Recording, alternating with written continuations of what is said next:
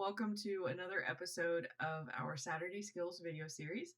My name is Haley Harrington Thomas, and I am the Marketing and Communications Coordinator for Campus Recreation at Georgetown University. So this week we are covering our email inbox, specifically for Gmail, and best practices for how to keep it as organized as possible. So if you've ever wanted to learn how to configure your inbox or create labels, filters, your vacation responder or signature settings, this video is for you.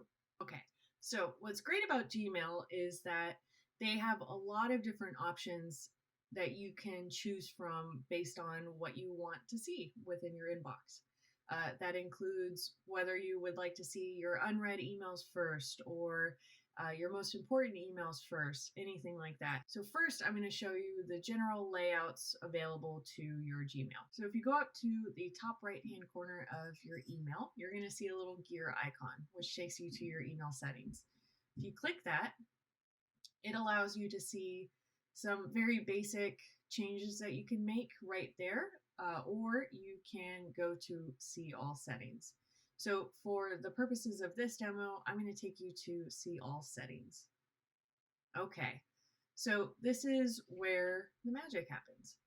We have several different tabs that you can choose from. We're going to start with General. So the General tab allows you to change settings like how long you want your grace period to be for when you can undo send an email, or whether you want grammar suggestions on or off, or spelling suggestions on or off. It also is the main place where you can adjust your signature and your vacation responder. So that's what we'll do first. So if you've ever seen someone who has a great signature, it includes maybe your class year and what school you're in, and you want to learn how to do that yourself, this is where you do it. So I already have my signature set up, but for this purpose, I'm going to go ahead and create a new one. So if you are interested in creating a brand new signature that you've never used before, or if you'd like to toggle in between two signatures. So say you want one for when you're emailing a professor and you have a question about class. You may want a signature that shows what school you're in, what class you're in, any other designations like that. Or if you're a part of an organization and you're sending an email out to someone on behalf of that organization, you'd like to switch your signature to show that you're a part of a said organization, you can do that there. You also have the option of creating just one signature that contains all. It's totally up to you, which is the great thing about Gmail. So for this purpose, I'm just going to create a sample signature. So you're going to type in what you want the signature name to be, hit create, and then you have a blank space. So it's a lot like a general email that you're writing. So say I wanted to add my name, I can put that here, and then I can put my title if I wanted to. What's great is that you can also include hyperlinks. So say I wanted to rep our social media accounts. I could say, follow us on Instagram. And I'm able to hyperlink to that. Awesome. So what I love is that you can also add images. So say I wanted to add the logo of Campus Recreation. I could just hit upload, or if it's on my drive, I can select it from there.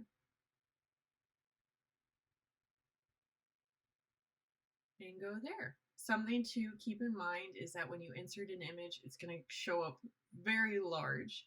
So what I usually do is I just hit medium or small, or just toggle in between the different sizes to see what works best. So this works really well for the purposes of the signature, I think. So I'm going to stick with that. All right, so there's a lot of other things you can do depending upon what you want to include. So my signature has everything from little icons for our social media to my email address. So that's how you would set up a signature. All right, so another thing that you can do is go down to set up a vacation responder. So say you're taking a day off from school or work and you want people to know that you're not going to respond right away to one of their emails. You can set that one up here. So you can toggle on and say exactly what first day you want it to start, when the last day is, as well as what you want your subject line to be. I have mine set up because I'm working from home right now. So I have a little bit of information about where people can reach me, as well as overall information about our closure for Yates Fieldhouse. So you can go a step further and even check boxes that say, I only want to send a response to people in my contacts or to people within the Georgetown University system. So once you finish with your vacation responder or anything else within the general tab, you're going to want to make sure that you hit Save Changes. Okay, so the next tab is for labels. So I have a lot of labels and I'm going to show you how to create one. So there are multiple ways that you can create labels, which is awesome. So one way that you can do it is if you go to the top of your labels, you just have to find the section that says labels and then hit create new label. I'm going to label it sample label. And you can also take it a step further and nest a label under another label that you already have. So say I wanted to add this new label to my communications platforms label. I just hit that. But for this purpose, I'm just going to hit sample label and create.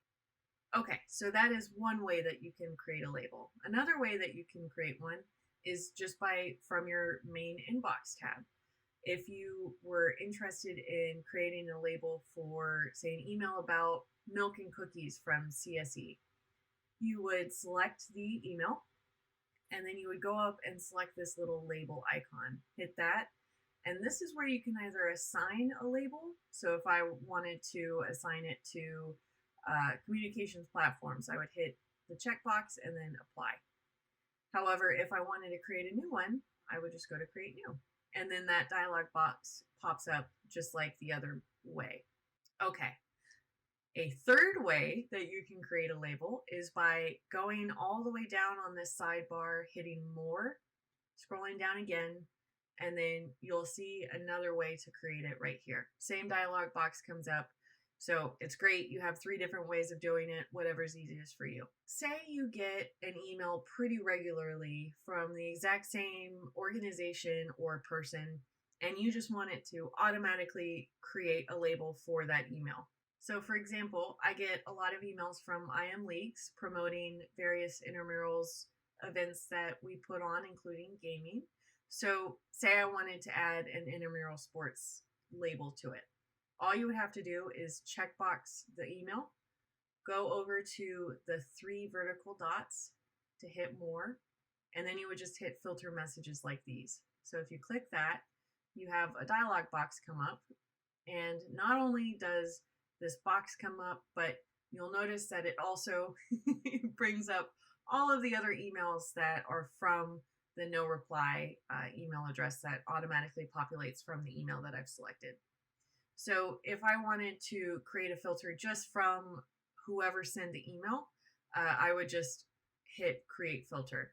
However, if I wanted to add something, so say I have 2 people who might email me from the same organization, might pop up as the same email, but I only want to filter one person's emails to create a label for that.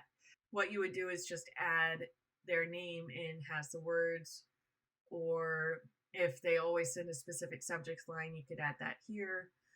So what's great is that there are a lot of different options to really fine tune how you want to set up your filter.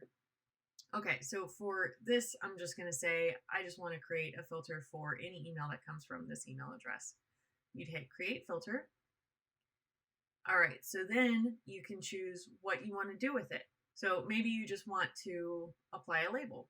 So you would just check the box and then hit the drop down and choose one that you wanted. Or if you want to immediately mark it as red or send it to a specific area, this is where you can do it. Okay, so lastly, for adding filters, it also allows you to check a box that says, I want to apply this filter to any matching conversations that I have.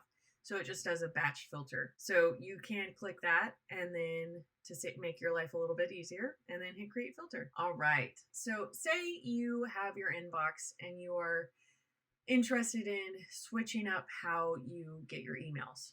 You would go over to the gear again, hit see all settings, And then you can go to your inbox tab and choose exactly what you see first. So if you go to your inbox type, hit default, you can choose which emails you see first. So you could say if you have a lot of starred emails in your inbox, you could see those first. Or if you want to see what's considered important first, you can do that. Another thing that you can do is Gmail has a lot of different categories that you can automatically add. So if you get a lot of emails from some of your favorite companies that send a lot of newsletters, you could create a social, you could check the social category in order to create a separate tab within your inbox to set that up. So say I hit social and then save changes, it would take me to my primary email, and then I could go ahead and go here and hit social. I don't have a lot in my inbox right now, so I have nothing popping up, but this is where you can set this up. I like to keep it all together so that I don't miss anything, and so no emails kind of slip through. All right, so you have your labels, and you want to create just a little bit more of an organization system for them. So one of the things that you can do is color code them. So for anyone who loves colors, this is where you can truly have at it. The way you would create a color for a label is you would hover over whichever label you wanted to focus on then, hit the three dots that show up after you start hovering over the label, hit them, and then go to label color. So you can immediately choose from a set number of colors, or you can add a custom color. So this allows you to create both the background color of the label as well as the text color. And that gets you to a very colorful inbox right away. So now I'm going to take you through a couple of settings that I think personally are pretty underutilized, but are amazing time savers. And they are all found right on the right side of your inbox. So you have an option for calendar, keep, and tasks, as well as Zoom, and you can add add-ons to the taskbar as well. Okay, so I'm first going to show you Keep. So Keep is a great place to take some notes. So you can take a note, hit what you want your title to be, as well as what the content is. And then if you do have an email that you just opened or one that's selected, it will auto-populate that email, which is great because if you want to create a note about a specific email, this is how you would do it. So I don't need it attached to my notes, so I'm just going to hit remove, and then you hit done. One of the great things about Keep is you can also hit the thumbtack up at the top, which pins your note. So when I do that, it keeps it up towards the top so that I can quickly find it if I have a lot of different notes. You can also hit the open a new tab so that it takes you to a new window. All right, so another thing that you can do is tasks. So if you have reoccurring tasks or just any set number of tasks for the day or the week, on and on, you can set them up here. So if I were to add a task, I would hit add task and then type it in. And then if I wanted to edit the details even further, I could hit the edit details, add information about the task. I can create new large folders that have tasks within each one. I can also add a date or time that I need it to be done by, as well as if you want to repeat. You can also add subtasks. So it's a great place to be able to add anything that you want to remember, remind yourself that you need to do. I love this because it does add the tasks if I set a date for it on my calendar, so I can see them in many different areas. And then to switch in between your lists, all you would have to do is hit the drop down and then select which one. So another great part about tasks is that if you want to associate a single email with a task, all you have to do is check whichever email you have, go up to this top row of icons, and hit the Add to Tasks button. So that allows you to create a task that has your email attached to it. Okay, so that's all I have for you today. If there's ever anything that you want to see in the future, whether it has to do with technology like this video or anything else, please feel free to reach out to us either in our DMs on our social media or via email to campusrecreation@georgetown.edu. I hope you enjoyed, and I will see you next time.